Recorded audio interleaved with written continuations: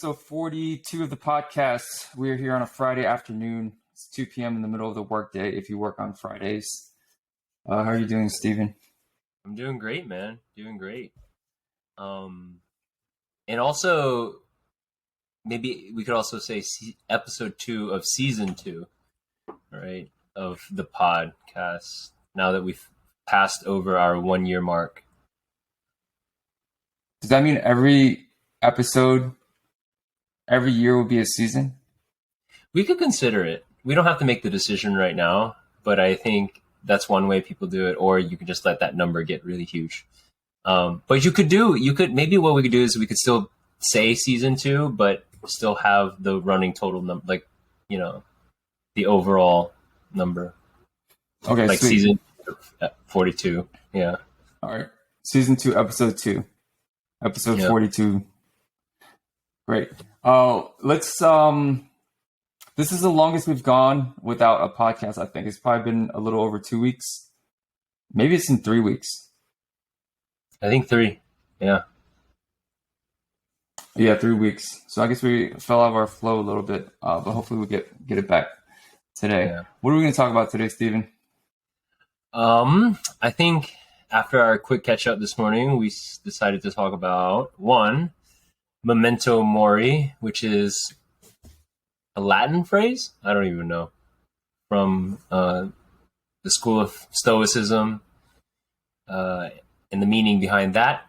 And then we're also potentially going to talk about what we consider the differences between what it means to be a therapist versus what it means to be a coach, especially relative to the world as it is right now, right? With all these big conversations around mental health and, talking things out. Okay. If you want me to talk first, I would go into memento mori, or if you want to talk first, we can go into therapy versus coaching. No, let's do memento mori first, because I think that oftentimes, at least for me, when I'm trying to help somebody through something, I am kind of orbiting around this concept of memento mori, right?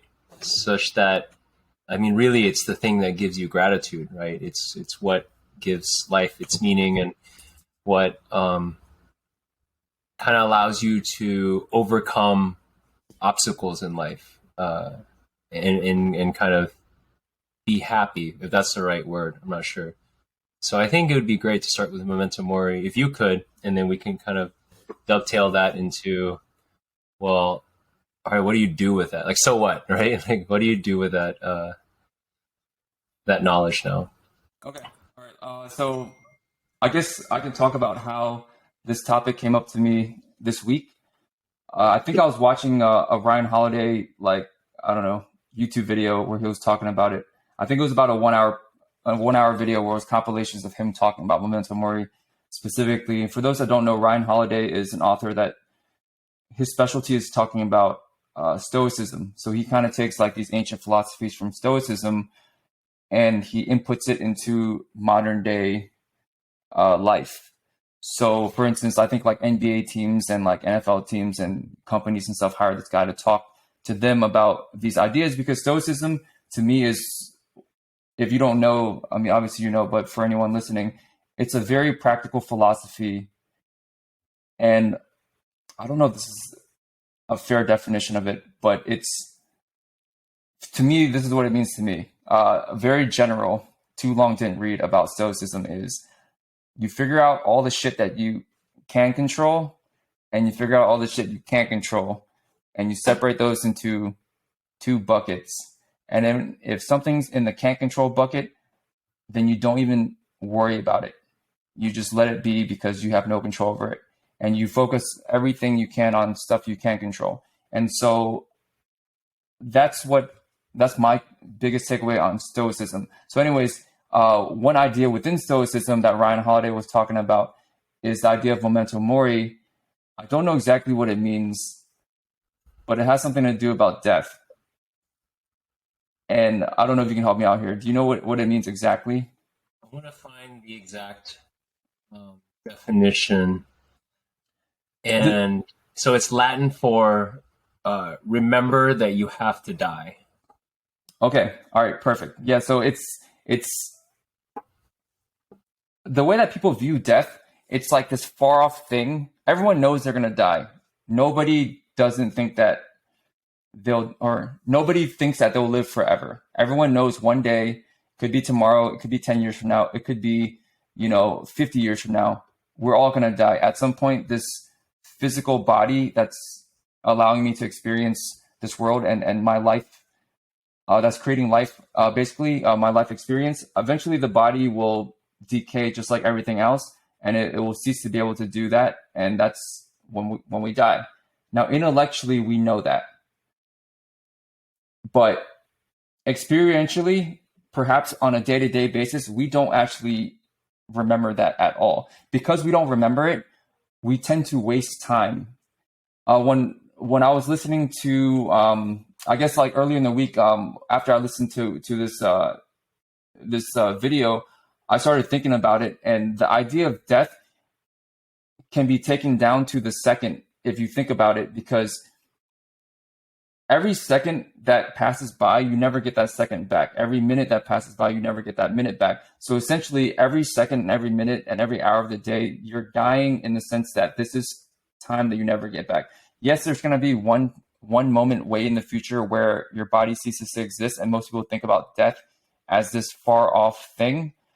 But bringing it back to present day, bringing it back to now, remembering, hey, like, I just died this last second or this last minute, like, because I'm never getting it back. The moment is death in a way, and because you remember that you never get this moment back, then it helps you actually remember to live. So it's kind of like, I know it sounds gloomy and grim because it's like a thing about death, but it almost adds color to life because it helps you remember, hey, this is the one chance I get at this 1 second, at this 1 minute, at this one day. So that's what it kind of meant to me. And I think having that as a reminder and just thinking about it this week. And I think, for you and I, and for anyone that's lost like a close loved one, it kind of like turns up the dial on the contrast of life. When you experientially understand, hey, death is going to happen to all of us. Even like intellectually understanding it, obviously everyone knows that, but that experiential understanding is the thing that I think we have to like try to feel as often as possible, because then it helps us live better. Yeah, that's well said, man. And it's been hard for me, I think, in adulthood to find the one thing to put all of my stake into and rally behind. But I'm actually encouraged to say that, like, I think I found it with Memento Mori. There are communities out there around, it's called death positivity, right? Which is exactly this, where they try to socialize and spread this awareness of death, right? But as a celebration, not as something sad. I mean, there's a lot of cultures where when someone or something dies, it's not a sad thing, right? I think it's a very Western construct in the way that we, our system is based on kind of like, who are you? What's your label? What's your career? How many things you own? Kind of thing. So like, and there's this idea that, when you go to heaven, you'll get even more of it, right? But I think that there's so many different ways to have a relationship with death. And I know that we had a prior podcast where we played out this hypothetical of, how have we changed, right? And what would it be like if we were more confronted with death? In the past, you would have multi-generational households where you saw life coming in and death coming in under the same roof, right? Like your grandfather or grandmother would pass away in the home. And guess what? Where the heck are we going to bury like them? Right? Sometimes it's not like this, like a morgue or a cemetery. It's like the plot over there. So anyway, I digress. I think it's a really important thing. It's one I'm really passionate about, and I think you did a great job explaining it. In that it is a way of remembering. It puts into perspective what really matters, right? The thing that you're worrying about, the thing that's keeping you up at night, the thing that you said, whatever, like in the gargantuan face of death, could you even remember it? Even if if you were faced with death and I said, hey, that thing that was bothering you, hey, you remember that embarrassing thing? Can you even remember it? And I doubt it. I doubt it, right? It's just so small. So one thing I wanted to actually add real quick, because I think that Stoicism is actually sufficiently mainstream right now. It makes me happy to hear and see. But it is a much larger philosophy, and it is kind of undergoing a commodification that you see a lot with like ancient philosophies where kind of certain parts are cut out of it. And so if I could offer like a pointer, a little bit more texture to Stoicism that people might not usually get, I think a core is definitely that framework you mentioned, where understanding intimately the locus of control, right? What you actually control. It's way smaller than you think, right? I think if you went up to people and you asked them, what is it that you actually control? I think 9 out of 10 times they get it wrong, right? You'll start to realize those things. It's things that you influence, but it's not things you actually control, right? Like I influence my health, right? I don't actually control my health. Like, yeah, I can make sure I eat well, sleep well, and that's quote unquote control. Is it really? It's not, because I can still be sick tomorrow. I could be the healthiest person in the world and tomorrow get a terminal diagnosis, right? And so once you really separate influence from control, you'll start to realize that what you actually have control over is tiny. But in that tiny little core, it's entirely yours. It's like literally yours. And that's the powerful part of it. Because the part of you that you actually control is tiny. So, yeah, no, I've spoken long enough, but I think this is a great topic. Anything that you want to add to that, or anything that sparked? Yeah, there's a lot actually. So going back to memento mori, when you're talking about it, one of the things when you said, "Does this thing really matter in the face of death?" That's definitely a takeaway for sure. It's a lot of shit doesn't matter if you know you're gonna die in 6 months. Like if you go to the doctor tomorrow and get a regular checkup, and he's like, "Hey, you have cancer, you have a tumor, and there's no way to heal it, and there's like a 98% chance you die in a year.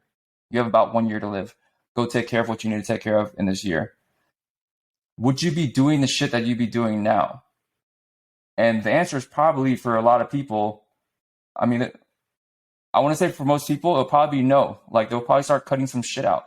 They'll probably try to spend more time with their family. They'll probably try to, work less and, things like that, right? They'll probably, if they had some bucket list items that's been sitting there for like 10 years that they could have done, they'll probably go do that shit, right? So all these things you would go and do if you knew you had this 1 year death diagnosis. Now, here's the thing. You don't need a doctor to tell you that you're going to die probably in 40 years at most, or whatever that number is for you. You know what I mean? Everyone has a death diagnosis is what I'm trying to say. Mm-hmm. And the fact that you have, you don't need a doctor to tell you that you will die one day. If I was like, "Hey, Stephen, I know exactly the day you'll die," and let's say it was still a super conservative number, 50 years from now, you'll be like almost 90 or whatever, you will die. So that's your prognosis. That's the diagnosis. You're going to die in 50 years. That should still mean the same thing to you as if somebody knew you're going to die in a year. And so you kind of need to somehow internalize that feeling and filter out the shit that doesn't matter. I mean, don't get me wrong. I waste my time all the time. imagine if I eliminated like the 1 hour that I'm just like scrolling through IG or something like that, and replaced that with spending another hour with my niece and nephew, or going to do that thing that I said I would do that I just never got to, even though it's important. So there's so much to unpack with memento mori. I feel like we can talk forever about it, because it's when we talk about it, it's just words, but ideally the words hopefully induce some level of self-reflection within ourselves, or anyone listening to this. Hey, are you wasting your time doing something? Was there some shit that you said you would do that you know is important that you haven't done? You know, like let's say you've been putting off getting dinner with your mom and dad or something, or anything. I mean, it could be anything that's important to you. I mean, that came to mind because, you know, that's something that's important to me. So for memento mori, I guess, does this thing really matter in the face of death? And also the question, what does really matter if you know you're going to die? And if you need to pretend like you're going to die in a year in order for you to feel it, then maybe that's what it needs to be. But you don't need a doctor to tell you you're going to die. Yeah. So that's what I wanted to say about memento mori. I think there was some other stuff I wanted to say, but there's no way it's still in my head. There's so much, and honestly, we could talk the rest of this podcast, like episode on episode, about this topic, because I think there's so much to say, because I think this is the bedrock. Like you keep digging, and eventually you strike hard ground, and it's the concept of death that gives, it's the wellspring of which all meaning of it's everything we do is based on that fundamental like premise of death. You know, without that, there's like the world as we know it, the constructs are meaningless, you know, straight up, right? Straight up. And I wanted to actually circle back to something I failed to mention, and also kind of expand upon what you said, where you notice that we said in this conversation so far, we've just said you will die, you die. But you got to remember too, like, to your point, everyone will die, like the people you love. And I hope that you have been trying to develop a community of people that you love, like family and friends, what have you, right? They will die. And that arguably hurts even more, right? They might not even die in like quick ways. And you will go through that, right? And I think that's an important thing to remember too, because I know a lot of times when you have mental illness stuff, you devalue yourself a lot, right? Well, cool, do that. I don't care if I die, but think about other people, right, that also will die. And I think the other part of Stoicism that I didn't mention when I opened up last was there's this part of Stoicism that is so like in your face practical. Like, you know, when a kid keeps asking, they're learning about the world and they go, why, right? Stoicism shuts that off pretty quick. It's like, because that's the way it is. Like a lot of Stoic principles are, they lean on observing nature in the way that things are, right? Like people die because people die. You don't need a why. Like, people eat because they eat. Like that's the way it is. And which is really funny to me because there's this element of chop wood, carry water in Stoicism as well, where you may grapple with memento mori and educate yourself in Stoicism, and your life might not change at all. You might actually do nothing different because it's a privilege to be able to like have an option to do something differently. You might just have to keep going and toil at your like shitty job, your shitty life, you know, but you'll come at it with a different type of clarity and a different type of repose, right?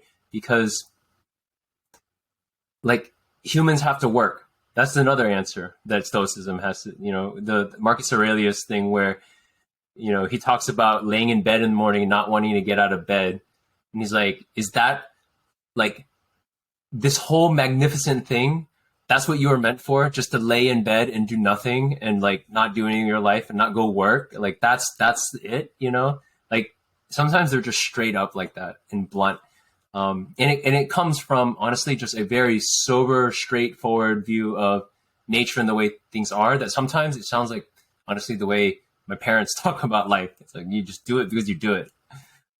Stop wondering about fulfillment and meaning and whether or not it's your passion. Just do it. So Basically, it doesn't matter why. Even if you knew the why, like why we die, you still die. So yeah, why are you asking why? Just know that. right. Just know it, right? Yeah, and then work with that as opposed to work with trying to understand why, because it doesn't matter why, regardless of why, you still will die. You agree? Yeah. 100%. You will die. I will die. Everyone you love will die. Correct? Yeah. Okay. So from there, I want to add one more thing. Sorry. Yeah. No, go ahead. Go ahead. no, I'm just trying to take everything you said and I guess like inject it into my brain. Yeah. Oh, the one thing, I'm sorry, my brain just jumped to this, but so I think you can extrapolate from that all sorts of things, though, because so there's one, Seneca writes on friendship a lot, right? Which should be no surprise that a lot of turmoil that people have is actually from their relationships with people. And it's really funny because like we grapple with like how to be good friends and how many friends we should have and how many of them should be best and all that kind of stuff. And the way the Stoics break it down is so balanced. Everything is so balanced because they're like, okay, you envy that person who has a lot of friends, right? And yeah, you should make friends because this is what it means to have friends, and being friends is a part of human nature, and you should try to do that.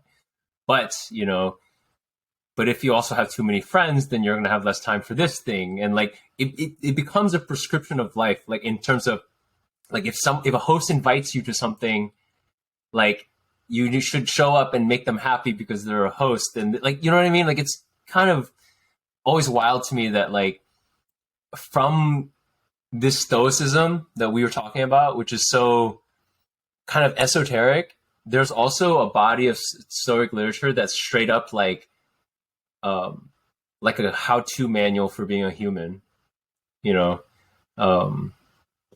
which I think is really funny as well. Anyway, just wanted to throw that out there. A how-to manual for being human. Yeah, it's there, man. It's really cool. Seneca is like the goat in terms of that. I think he's underrated as hell in Stoicism. Yeah, his name is out there a lot for Stoicism. I haven't read any of his stuff, like I guess like entire books. I'm sure I've read some of his like passages though. Yeah.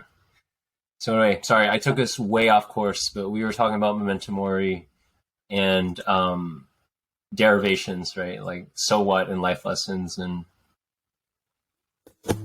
I think we're still on course. Talking about Stoicism in general is probably within the realm of this conversation. Yeah. I guess the thing I was trying to go with, which is like also an acceptance that death is, right? Going back to Stoicism's tie-in with nature. You're right. It is, and everyone knows it, but they really don't know it. We act as if we have infinite life and infinite time to waste. But yeah. One thing I think about every time I think of memento mori, I think of my dog. First thing that comes to mind for me. Just because I've never seen something grow up so fast and get old so fast. Dobie's 10 years old now, or a little over, maybe 11. And we've had him since he was this big. And I've just watched like the grays come out in his face and like small little changes. Like he just doesn't jump as willingly and all that kind of stuff. And Binky's like that too. He's 12 now. Binky, yeah. He has like this limp, and I thought it was going to go away, but it just never did. And he's had it for like a year and a half maybe. So, I mean, he's definitely getting older. He used to like jump on tables to get food and stuff like that. I just can't do that shit anymore.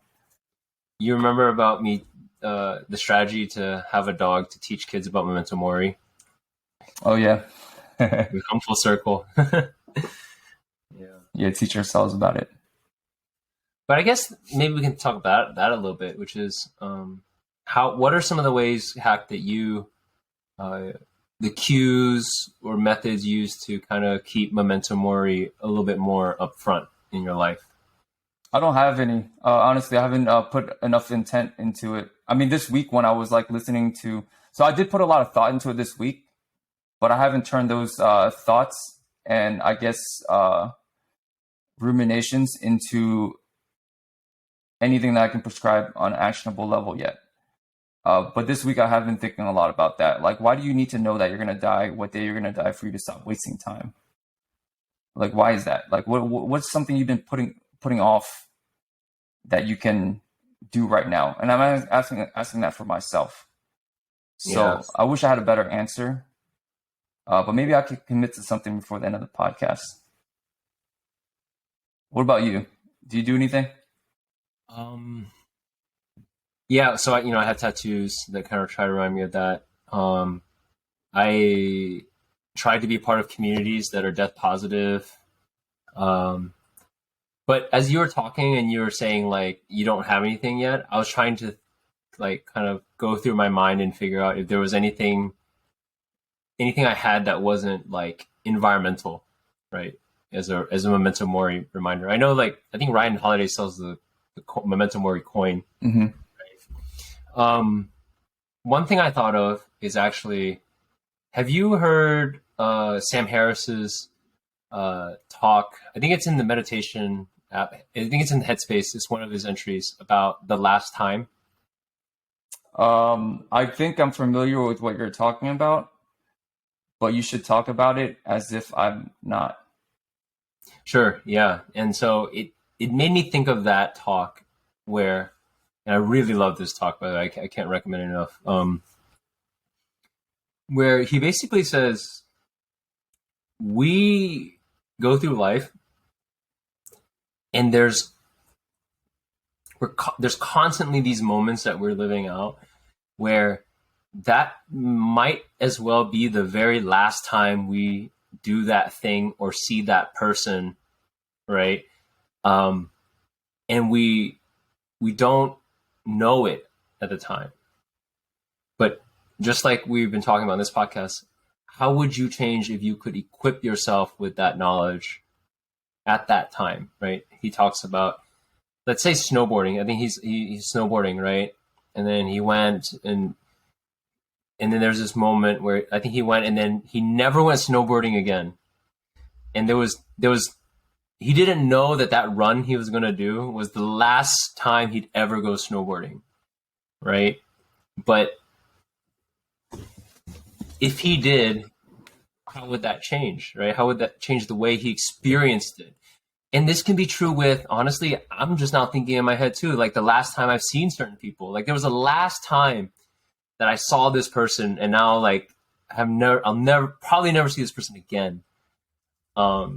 Last time I eat this one thing. Oh, my mom, I remember one time my mom had diabetes type 2, which is manageable now, but there was this moment where like the last time she ate like cake, right? It's like, and I think that we do suffer from that of just thinking things will last forever, thinking that things will continue, thinking that we have an abundance of it when each moment is a last time potentially.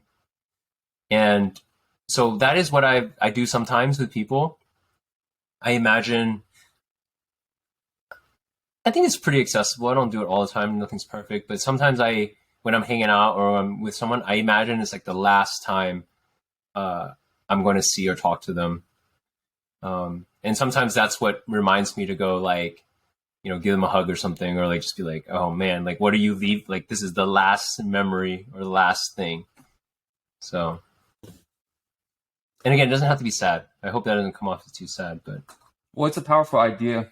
I mean, if it's sad, then it is what it is, right? Yeah.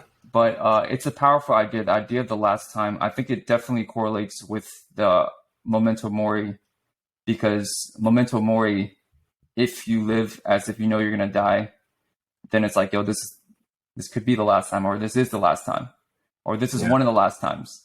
And the cool thing, I mean, it's so cool when you talk about like last time, because you know, like the first time you do something, the first time you like experience this thing, it was like, oh my God, like I can't believe this thing existed or exists. And, you know, I want to get good at it. I want to, you know, I want to be new at it so I could like learn it, like, you know, and get good at it. Or I want to experience it for the first time. Like the first time, um, I go through this example. This is an example that I associate with for myself. Because I remember when I was a kid, I used to love climbing trees. I used to every single tree in my yard. I had so many trees in my yard, but every single tree in my yard, like I would look at it and be like, "Yo, can I climb that tree?" Because you know they're shaped like uniquely and stuff like that. And every single tree was different, and you know they had different leaves growing on them. They had different like you know I guess like densities of like the branch. Some of them, there's like a actual like easy way to get up that you can get it pretty high in the tree without not having to do much. And then other ones like for the first 10 feet, you literally just have to like monkey your way up if you can even do something like that. And then so like, you know, from a kid, when I saw a tree, I was like, oh my God, like look at this thing. And every tree is unique. They're different types of trees. Even within the different types of trees, they're shaped differently. And there's different ways you can get up and down them. They look different. You know, obviously when the seasons change, everything is so different about them. But somewhere along the lines of, you know, I guess like probably 4 or 5 year old hack looking at every single tree for the first time, they're like, oh my God, look at that one. Oh wait, you can never climb a pine tree. That'd be dumb. Like, you know, the things like are, you know, they'll like fuck you up. But you can definitely climb like, you know, maybe like an oak tree or something like that. Somewhere between the age of 4 and 5 and I guess like 35 or something like that, I lost that. You know, viewing a tree for the first time, it was no longer the first time. I've seen 1,000 trees before, and they're not that important to me anymore. So, like when I see a tree, it just gets automated into my head. That's a tree. Almost like that tree is just like that tree. It's just like that tree. Maybe there's some nuance. I can tell the difference between a pine tree and an oak tree. But even within those nuances, it's still very odd. My mind has already, I know what that is. So when I drive past it, it's just this tree that's just like there. Um, I guess sometime between 5 and 35, I probably did some psychedelics in nature or something like that, and I felt like it felt like I was seeing the tree for the first time. I was like, holy shit, this tree is so different than this one. Look up close to the tree. Like, look how the bark is on. Oh, look, there's like little like you know I guess like bugs crawling up and down the tree, and look at like the sap coming out of this one, or look at the shape of the leaf. And I'm like so interested in this tree again. Now imagine, obviously you probably don't, it's probably not practical to do psychedelics every single day, just get that feeling. And nor would it be practical to even have to examine every single tree you walk past because you probably wouldn't be able to exist within your day. But your mind does need to automate these things out. But in order for you to like, you know, like kind of like go about your day, like and live in this world. So there's a very practical purpose for it. I'm not saying that it shouldn't do that or that's an entirely bad thing. But if you want to experience things for the first time again, but let's say I knew, hey, today is the last day I'll ever see another tree. This is the last tree I'll see. It's gonna be different. I'm not just gonna walk past it and just be like, oh my God, like just another tree. I'll walk past it and I'll be like, man, look at all the texture on this bark. Look at these leaves. Look, they're like changing color right now. They're, you know, look how tall this tree is. Oh wait, look, the tree is like bent this way. Maybe it got hit like by lightning or something, you know, and there's just so much nuance and texture there. When you talk about the last time, I think about the first time. And that's just with trees, but imagine like with people. Like, you know, like you know, obviously we've been friends for a long time, but if I knew this is our last conversation, if I felt like this could be our last, like, you know, our last moment, then the amount that you savor, like you will savor the moment as if you were savoring like that last, you know, that last bit of Gatorade in the bottle when you're thirsty as fuck. You know, I mean, you will literally, and I think that's the idea. The idea is you should live a life in a way where you savor every moment, and being reminded that it's the last time it's like a very cool thing to help you remember that within the moment. Yeah.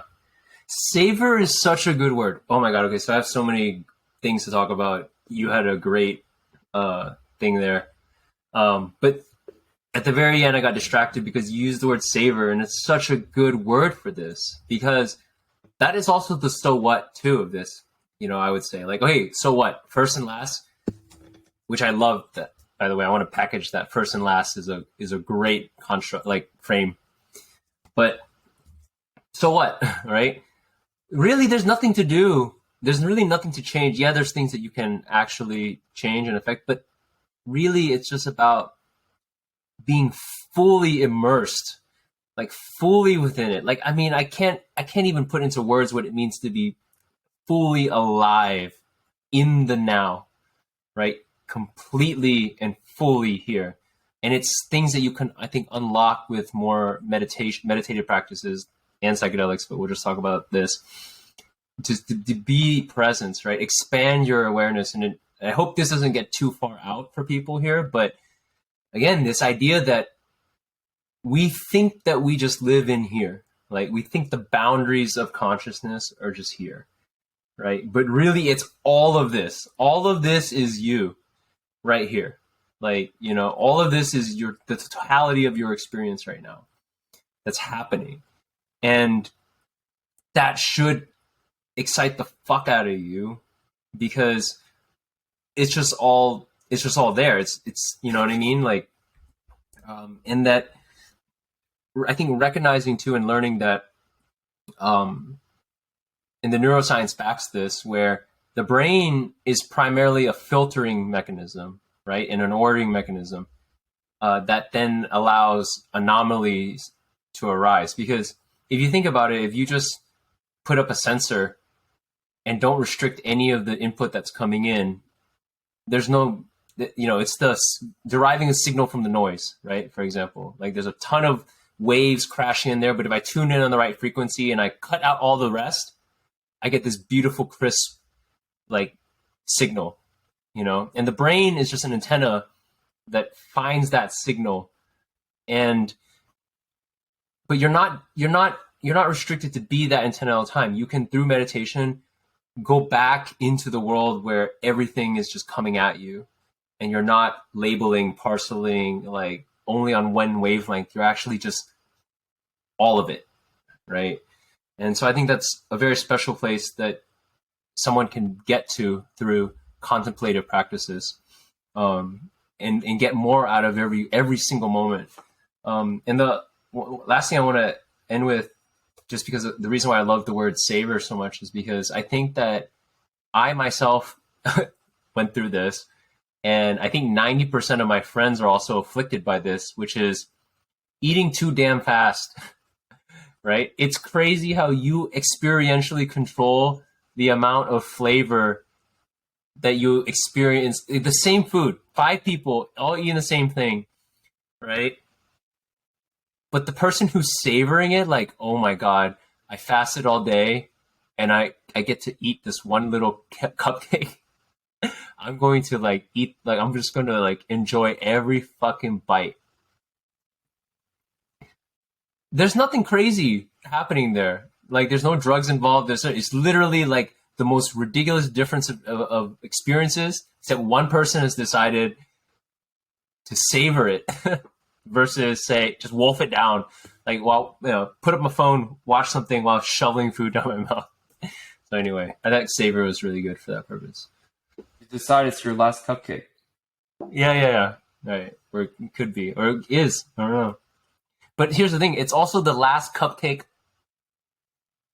That cupcake only existed for this one moment in time, just like you, right? There's never going to be a cupcake like that one ever again. What if you just ate? What did you just ate 9 of them, and you try to pretend like the 10th one's the last one? I know. It's like, oh, this is the last one. It's so unique. The last cupcake of the day. Yeah. But that's why we have too much, man. How in one lifetime, how many cupcakes should a human be like? Come on, like, can't believe it. I feel like I've probably eaten 95% of all the cupcakes I'm ever gonna have in my life already. Already, yeah, yeah. I think because I mean, how many cupcakes have you had as a child, like at like little birthday parties and whenever some kid's birthday at school and their mom brings in cupcakes?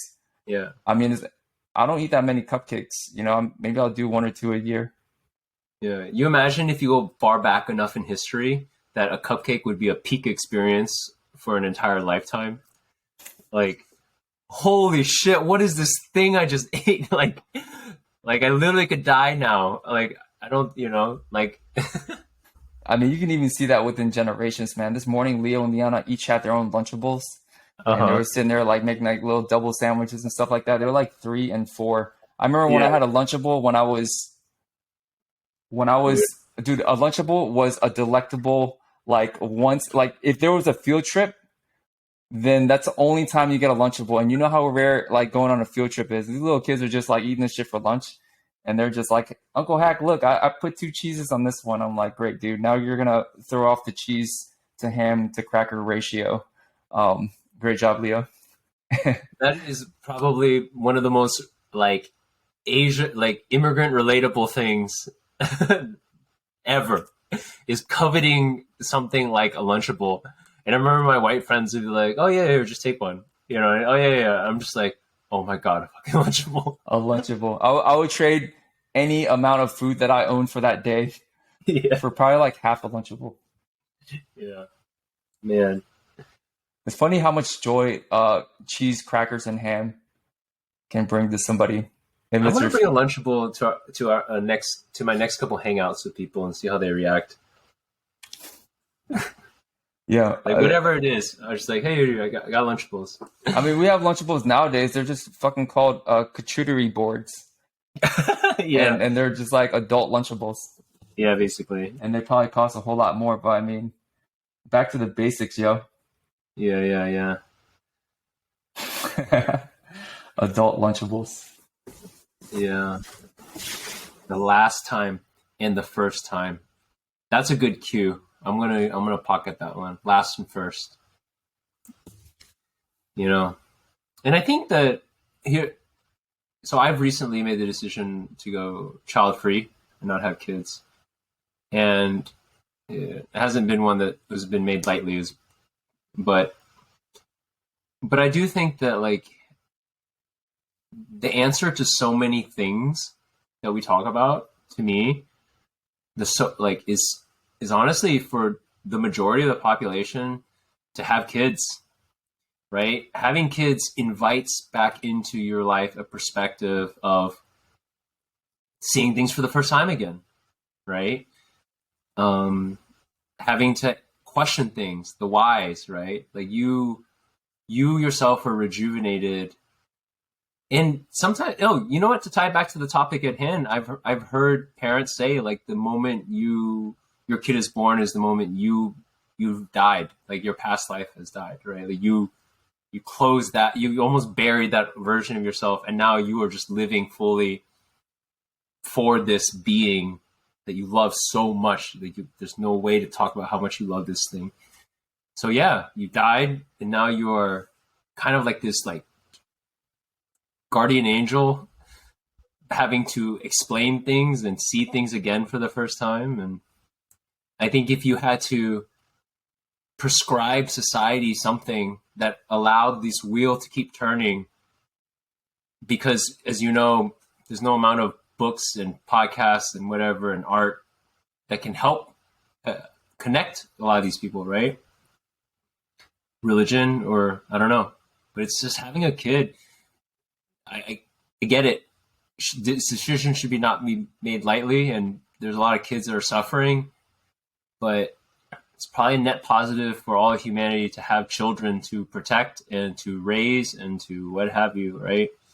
I myself find fulfillment in all these other ways, but honestly, it's kind of weird and off the beaten track. I can't prescribe the same lifestyle to other people, but I can say, hey, if you're about it, go be a good parent. I'll probably have a few kids here and there. And I'll be that uncle where it's like, don't tell your dad and mom. Yeah, I'll probably have a couple kids here and there. Figure it out as I go along. I can't wait, man.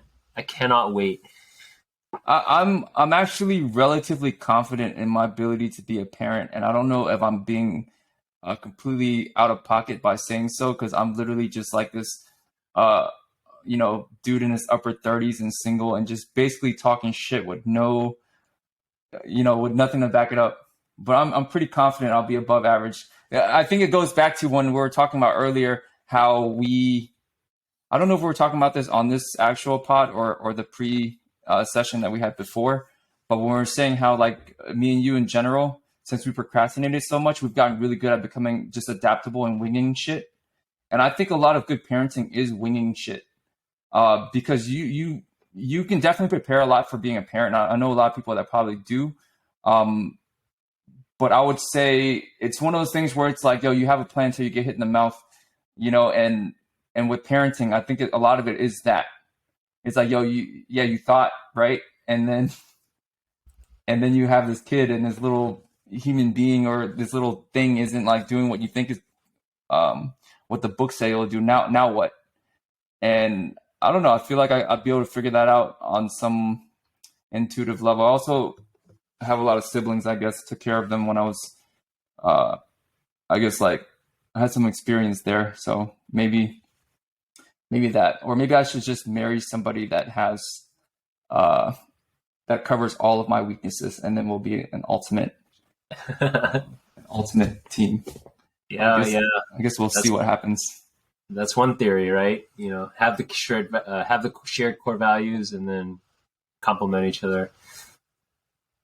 Yeah, kids are interesting, right? It's just like an injection of chaos into your life. Um, and I think, yeah, you'd be a great dad. And it's 100% spontaneous. I want to be good cop, but honestly, I think I play a pretty good bad cop too. So we'll see. Put me out of my comfort zone. I could see you in both. I think it depends on the segment. I'll be like Depends on what it is that they want. bipolar cop, Yeah, depending on my mood.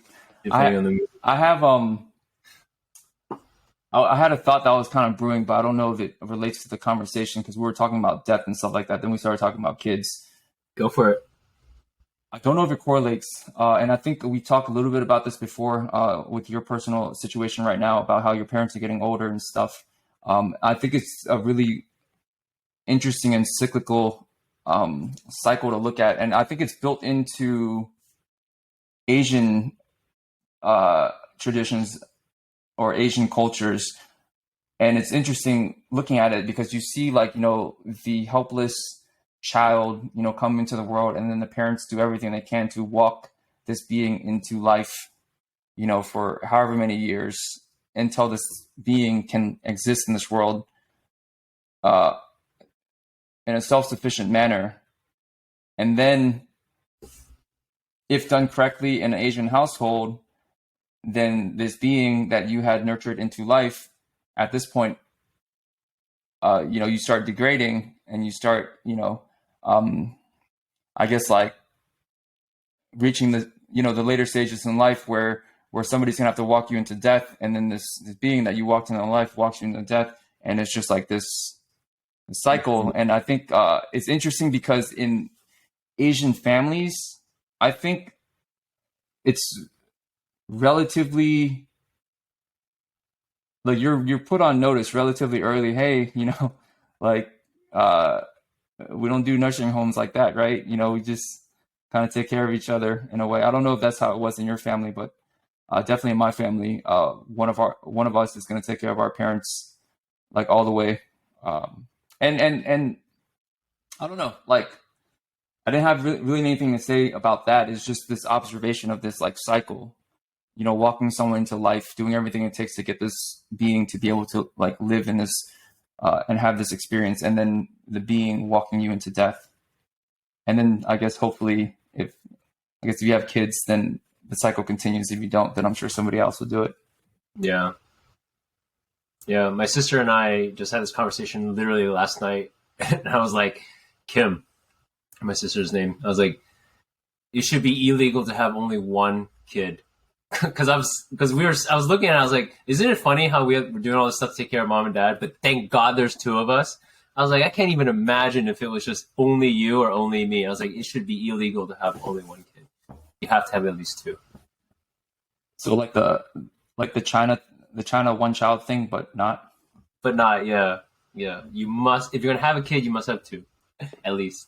So that kid isn't by themselves, like, dealing with you. Does that mean it should be illegal to have zero kids? Because then someone else has to deal with you. Yeah, but I'll just give it up to the state at that point. Like, it's just like, do whatever you want to do with me. Like, Give it up to the but state. the burden to someone, yeah, but the burden to, you know, an actual loved one. Burden to society is not a big deal, but burden to an individual is. Well, I'm talking about emotional burden, right? Yeah, no, I Like, feel you.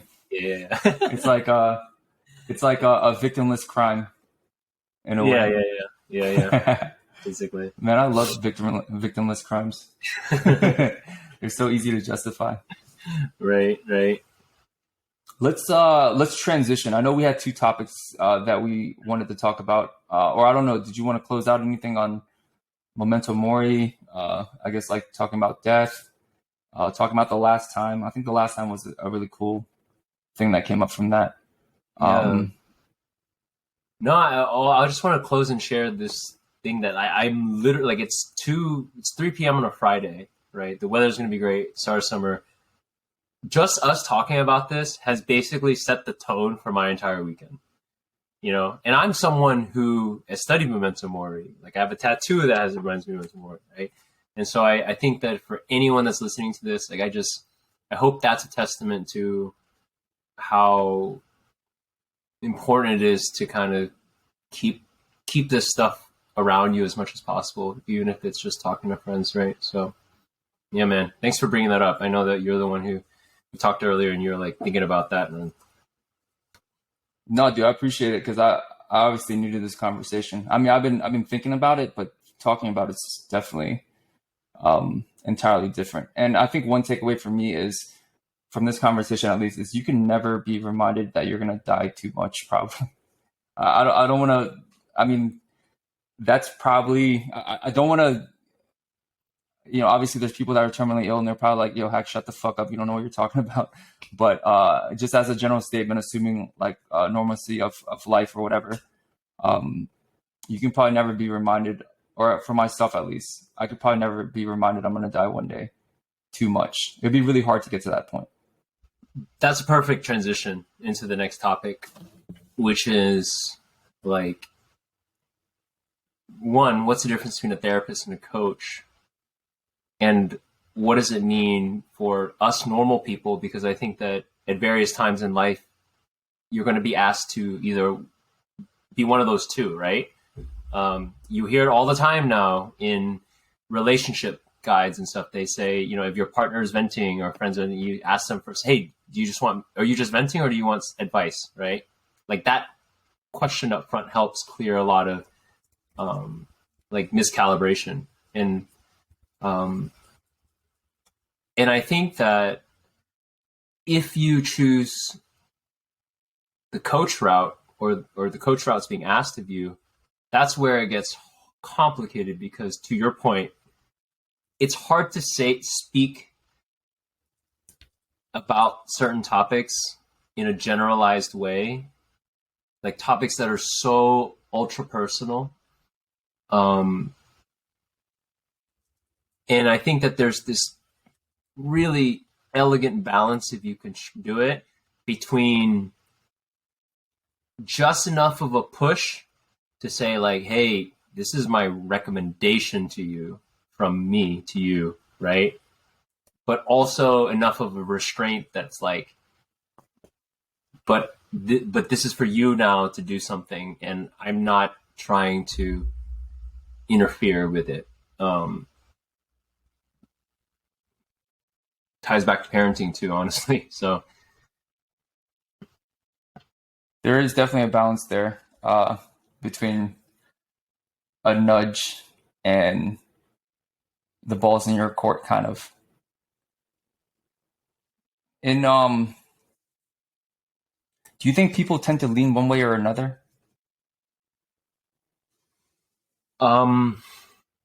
my first thought is to the big five dimension of like agreeableness, right? If you're highly agreeable, you're probably going to accept a shit ton of coaching at face value, and you probably won't give as much coaching either. If you're highly agreeable, right, you'll probably be more on the therapist side, Mm-hmm.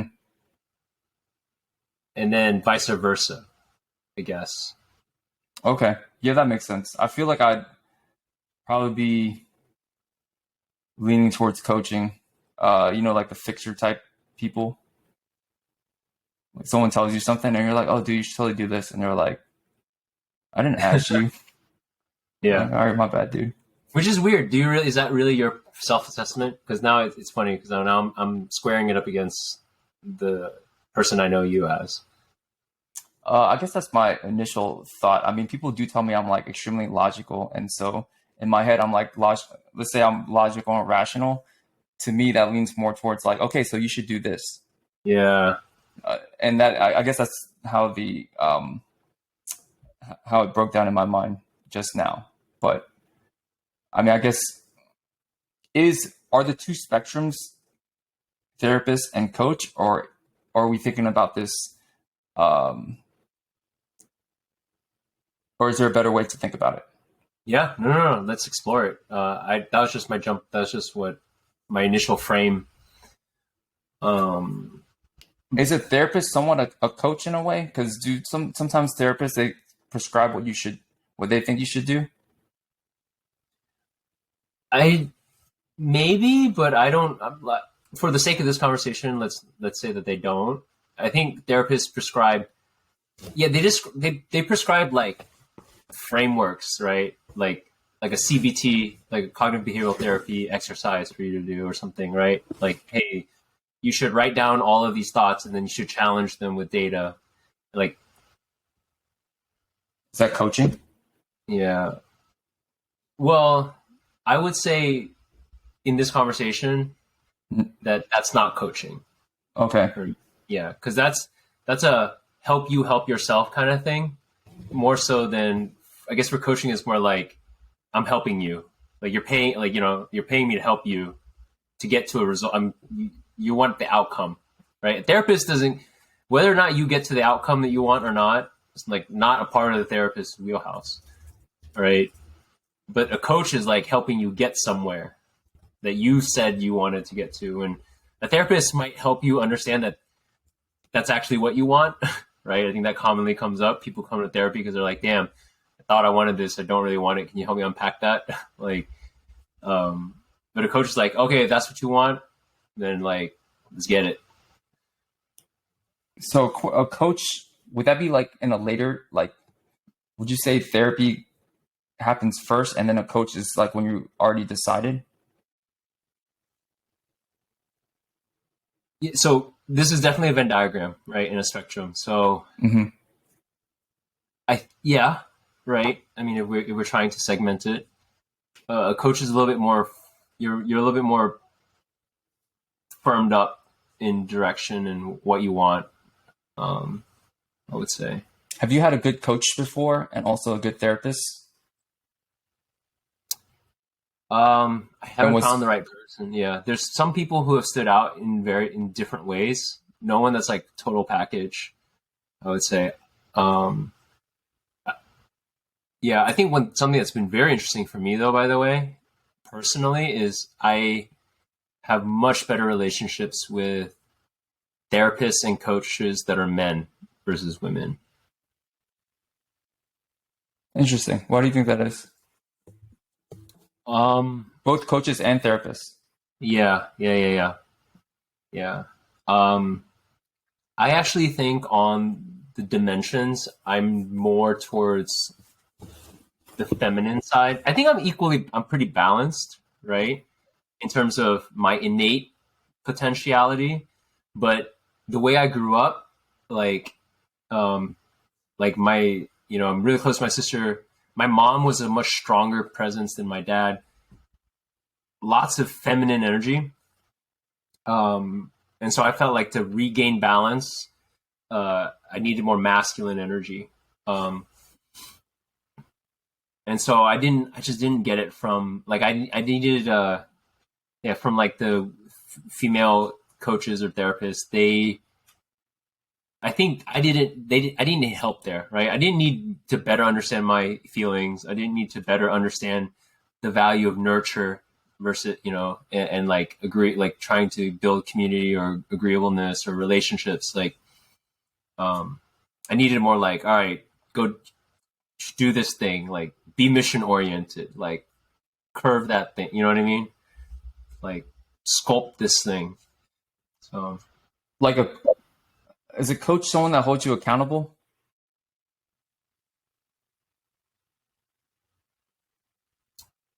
we're talking about degrees. I'd say, yeah, More so than a therapist. more so. Yeah. I mean, yeah, we're constantly talking about degrees here. Right. Yeah, more so. Yeah, because I mean, they're just words. Yeah, yeah. People meant to help you, but how? Yeah. And again, I think the most balanced people in life are both, and they fluidly go between them, depending on what's needed, right? Because I mean, I've had coaches. I have one coach in particular I still work with now who, even though he's like such a fucking hard ass, like I talk to him all the time just about life stuff, and it's more of a therapy session, honestly. And he's even sharing stuff from his past, Mm-hmm. and so to me, that's like, yeah, he's a coach and he coaches me, but in that span of time, we're doing therapy. So It is interesting thinking about. I had the I have an affirmation I've been doing. Um, I don't know how this will manifest itself. Maybe it doesn't. But the idea of rather than showing up how you are, showing up how people need you to show up. Because I've always kind of been like, yo, this is just me. This is how I'm going to be. This is who I am, And I guess the strength in that is I don't have to think about anything. I can just be myself all the time, as much as I can. And over time, people would be like, oh yeah, that's just hacking. That's how he is. But I had an idea that maybe some people, it would be more beneficial to them, the people that you want to benefit in your life, if you can, rather than show up how you are, show up in a manner that they need you to, if that makes any sense. And I don't know if that's good or bad to think. Like, to me, it's neutral, because that could be bad too. Like the fact that I'm unapologetically myself to a lot of people, it saves a lot of mental energy on my end. I could just be how I am. And then, if how I am kind of like steps on someone's toes, I can try my best to explain to them, hey, listen, this is just how I am. It has nothing to do with you. I'm this way because I believe this. I think it's the best way that I handle myself because of this. And I've always done it this way because of so and so forth. And then hopefully if I explain it well enough and the way that I am had, hurt someone's feelings or something like that, then maybe that will mitigate some of that damage. Now, the other strategy would be to try to figure out how somebody would want me to appear and then try to like kind of match that for what I think they need. And I'm sure it's not black and white. Of course, it's a spectrum, and there's certain, even how I am as hack, there's still like a degree of adjustment that I can do. So I guess I'm trying to figure out how much adjusting I want to do that's optimal. I'm glad you brought this up. It's one that I've thought a lot about too, as well. And I might have talked about this a little bit on our last pod, but here's my take on that, right? If you are not actively practicing your ability to be an active listener and taking care of yourself and practicing presence, and you're not meditating to clear and calm yourself and create an emptiness within you, right? Then there is no way you're going to be able to do this without causing more harm. Because like you said, for me to do that, I have to make assumptions about what I think this other person wants and thinks and whatever and needs. And that's a very dangerous thing to do, right? I think to your point, it's almost not even neutral. It's negative for most people to do that. You're gonna, it's so many misunderstandings comes from that. Like, but if you are practicing, let's say, like, the Eightfold Path or the Four Noble Precepts from Buddhism, you're not drinking, means you're never hungover. Like, nothing is pulling you up and down. Like, you are like balanced, right? You are sleeping. You're not staying out too late. And that's why a monk, I think, honestly, like the number one practitioners of what you're saying is whether or not this person just has an innate natural talent to be this way. And I'm not disregarding that either. Some people are just like naturally attuned and empathetic and just better human to human, like think about the guy who trains tigers.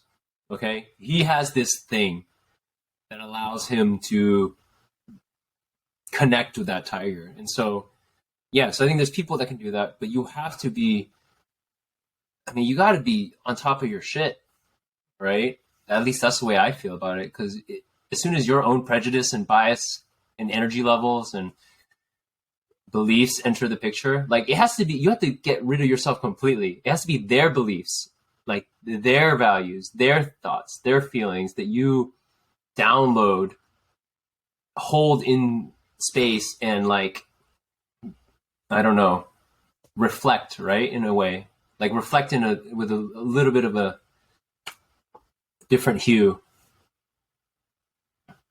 Yeah. You know how, I feel like I've read that somewhere before where it's like, hey, show up how people need you to rather than, or something like that. I don't know the quote, but I think maybe that's where I got it from. Yeah, I guess I was just trying to unpack what that meant. And Yeah. I didn't mean to make it sound so, I meant to make it sound neutral. Yeah. So I'm not sure if it's like a negative thing, because I do think some people view that as a positive thing. Show up how others need you to show up. I guess with the assumption that you're trying to benefit them. Yeah. So, but at the same time, there's obviously people that are like, let's say, people pleasers. I don't think I'm one of those. I think if there's a spectrum between not people pleasing and people pleasing, I would be really close to the not people pleasing spectrum. I would just kind of do what I do, and if it pleases them, then it does, and if it doesn't, then it doesn't. And I'm sure there's some give and take in that. It's not black or white, of course. But then on the other end, and maybe in that, on that spectrum, not people pleasing and people pleasing. I can't tell if this is left or right, but not people pleasing, people pleasing. Is it best to exist in the middle, or is it best to exist, like, I don't know, or is it best to exist how you are? Or is it best to exist like, because I do think when I see people that are extreme people pleasers, it seems like a negative thing for them. Mm-hmm. They'll be like, yo, I said yes to this shit, and I don't know why I said yes to this shit, but I have to do it now. I rarely say yes to shit I don't want to do. And it's really nice. I would highly recommend it. Obviously within reason, of course. I'm sure if, like a close friend had a birthday and I didn't feel like going out that night, I'd probably still, go out. Right. But like I guess like the level by which I fulfill that obligation. Like, if someone like invited me to lunch and I really didn't want to go, or I just didn't want to go, I'll just be like, no, I think I'm good. Yeah. And I don't know, maybe that's made it so I don't have as many friends, or maybe that's made it so that only the friends that fuck with me stay with me. Yeah. Or maybe I'm just justifying it, because I'm just kind of like a dick. So. Oh man, it's so funny how relatable all of that is. Yeah. Well, I guess we just got to keep a pulse on it and check in, because I don't think there's an answer. But sometimes it's fun just to explore something you wouldn't do for a bit. Like, I do this sometimes where I honestly just go around doing the opposite of what I would normally do. Again, within reason. It's not like I'm going full chaos, but like I literally just do the opposite of what I would normally do and just see what happens. And it's really interesting too as well to try out. But yeah, I think that most people probably in the current world are people pleasers because we live in a world of external validation. Like that is the number one currency that everyone's trying to get. So if there's any takeaway from this conversation for anyone listening, it should be to be more like Hack. I think more people would be benefit in terms of like trying to practice that for a bit. Not saying I don't get external validation, but if somebody didn't fuck with me, like let's say I was just the way I am and somebody didn't fuck with me, that wouldn't bother me that much at all. Yeah. And so because of that, it doesn't make sense that I should be going around making it so people feel validated either. Do you see what I'm trying to say? It's kind of like it's the same thing, just relating to me and other people or other people to me. Yeah. I don't know if I'm making any sense, but it's like because I don't. Let's say I asked somebody to go to lunch and they actually didn't want to eat lunch. Let's say they just ate, or let's say they're too tired, or let's say they were just like, I don't know, maybe they just don't like talking to me. I really would wish that they would say no.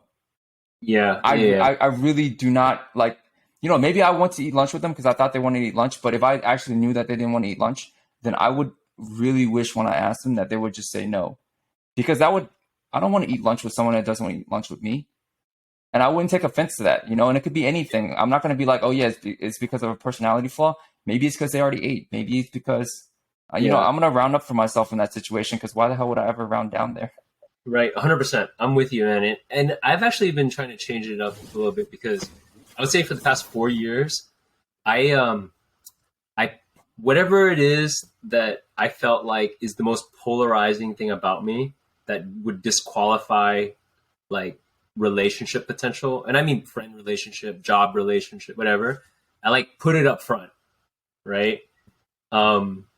With the express intent of like parting the sea, like of just being like, all right, everyone who don't fuck with this go on this side, everyone that doesn't this side, just over and over and over. And I started to wonder to myself if that was like a little bit too drastic and dramatic of a thing, because it was very like in your face. But I was like, I don't give a fuck. Like I'm trying to find my people. But I think as I've matured a little bit more, it's like, man, maybe that's not really. It's kind of like a naive way of living, right? Like you need to let things kind of organically do their thing, and it's still hard. So I've kind of put that thing that I used to have up front, maybe between like layer 2 and 3 or 4. And it's something that you see a lot in dating right now too, as well, where, the first couple of days, people are just like shotgunning like compatibility questions to each other just to like, but the problem is that that's why everyone's so picky now, because then they cut out all these potential partners before there was even a chance to like discover these things about people. Because once you discover something about someone that you don't like in the relationship, right? What keeps you staying in that relationship might be the amount of time that you've built up learning about them in other ways, right? Like if for example, for the purposes hypothetical, right? Let's say you are someone who is like super notoriously late and I'm super type A, and it would just like, if I knew this up front and if you knew this up front, we would not even try to like be friends. Like we would just know. And that would suck though, right? Like if everyone went around just like cutting it off immediately because those decisions were made. But if you kind of tuck those things away a little bit more on both sides so that both people could just have a little bit more of a running start, maybe that turns out to be one of the best relationships and friendships, whatever that you've had, or jobs or whatever it is, right? And so I think our world is definitely like super fucking snapped now.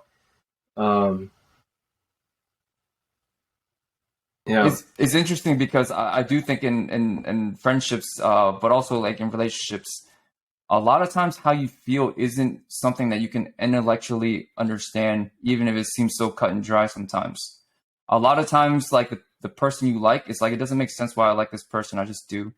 And then oftentimes, if that's the case, and then you have two people on like these like different polarities, if you will, um, that's the time when you actually start to understand that other polarity that you never really fucked with sometimes, because it makes, look, I mean, I'm late all the damn time.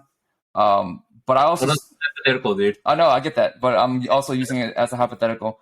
But also, Yeah. I also stay late to finish stuff that, people wouldn't stay late to, but then I'm late to the next thing.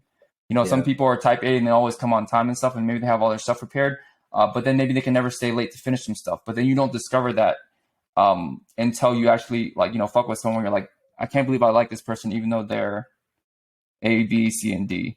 And then you start to understand, like, oh wait, they're like this because of this, and it actually does help because of this. So maybe rather than being late all the time, I should be on time a little more. And then maybe, like, I don't know. So then it starts to I guess even stuff out, not because I guess in a way that you're trying to compromise, but also in a way that you're understanding a perspective in a way that you've never understood it previously, through friendship or romantic relationship, perhaps. Yeah. Yeah, for sure. And that's where I've kind of started to have an eye out for when I'm in all of my relationships, right? So I've definitely come from the people pleasing, conflict avoidant side of the thing. And one thing that I've reframed for myself is when I start to feel like a negative feeling in a relationship, like a discomfort or annoyance or whatever, or friction, I actually look at it as like, oh man, this is great. This is awesome, because this is the moment in which the relationship is getting deeper. It has the potential to get deeper. Which is why I've also realized in group friendships and group meetings, you never get those. You know what I mean? It's when you start to have like one-on-ones, or let's say we're doing a group thing and two of you have to go out and buy groceries for the rest of the group, right? And there's like, those are the moments where relationships get to deepen, because there's this potential for friction. And when the friction comes up, you can seize that and like use it to go to bond, right? So I think that's been really cool for me. It's been very helpful, honestly. I'm just like, I go towards it now. The conflict. Yeah, I have a respect for people that are like able to just be themselves and polarize based on that. Because I think that's what I try to do in a way. And aside from the fact that it saves you a lot of mental energy. Yeah. Because in the long run, that's just going to come out anyways, right? So it saves not just you, but both sides. There's like so much energy. It's wasted, like, not doing that, not being upfront sometimes. That the polarity helps, because if you're fully yourself, there's definitely, there's so many people out there that if you just kind of like let it all like hang the way that it's gonna, come out, then you'll probably find people that fuck with you the way you are, and maybe even fuck with you more if you're more yourself. Mm-hmm. And so rather than spending energy trying to figure out what people want, you spend energy figuring out how to be yourself unapologetically, and then it's like you'll attract the right people in itself. Not saying you, but just kind of like generally speaking. But then you start, people start covering that up, and then stuff starts getting like weird, and I don't know. Yeah. You're wasting all this energy, and I don't know. And I was actually talking to Min about this. I had a random thought. Yeah. And I messaged her because I think she probably leans a little bit more towards like people pleasing. She would probably say that too, I think. So I was like, yo, I think I figured out maybe the reason that I'm not a people pleaser, and I just, I just like let it hang, is because I don't have the ability to, like, I don't have the conscientiousness to like be able to like keep track of all these things. So I have to say no, because like I literally don't have the capacity to go to a lunch that I don't want to be at, because I'm so limited in my conscientiousness. With her, she's like, probably like a 90 percentile conscientious person, she can say yes to everything and probably make a pretty solid attempt at and probably pull through for most of her obligations, right? So she, like, maybe I don't have the option to people please as much as other people. So then, if I just let the chips fall where they may and I just have to start saying no, then these are the things I say no to, the shit I don't want to do because like if I, what I'm saying, in my limited capacity, I say no to shit because I don't have the option.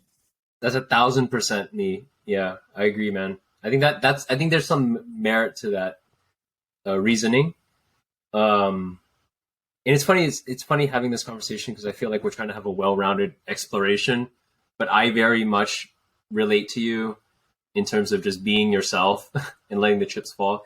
I know that I'm a people pleaser. I'm just a contradiction. I don't know how to describe it, right? Like I do think it's a capacity thing. And I actually have had people tell me that for myself too. And I agree with it, right? Like I don't often invite people out to things because I don't have the capacity to plan fucking things and go around people's schedules and do all that kind of stuff, right?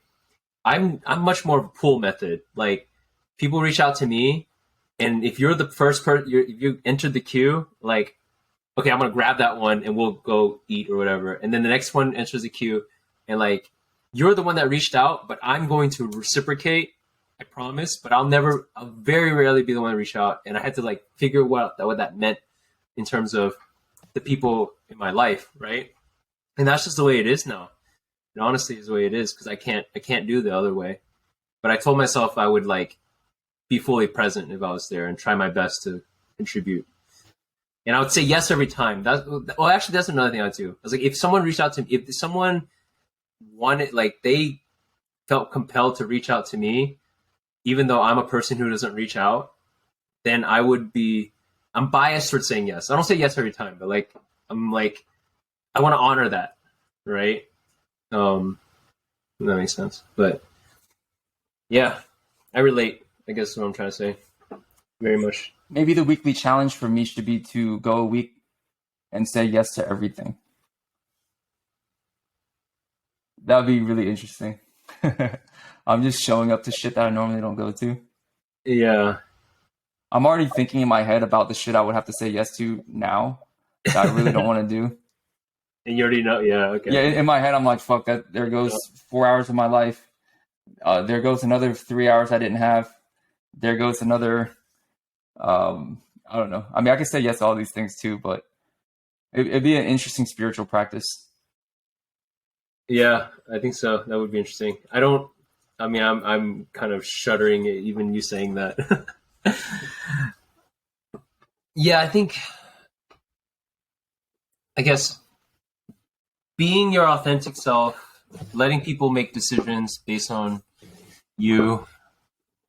Yeah, I think that's a winning strategy. I think you start there and then you create the nuance around it, right? Instead of the opposite. Like start with the core of being you. Even if you have to be a little rough around the edges and mess things up. Do that first. Then you'll know where you stand in the world. Exactly. Right? Then you can practice nuance. It's perhaps the way to look at it. No, I agree with that. All right. So I don't know where we got to in this podcast. We talked about death. Talked about the last time. Last time was a good. We talked about Stoicism in general and kind of like had like a quick flyby of it. Mm-hmm.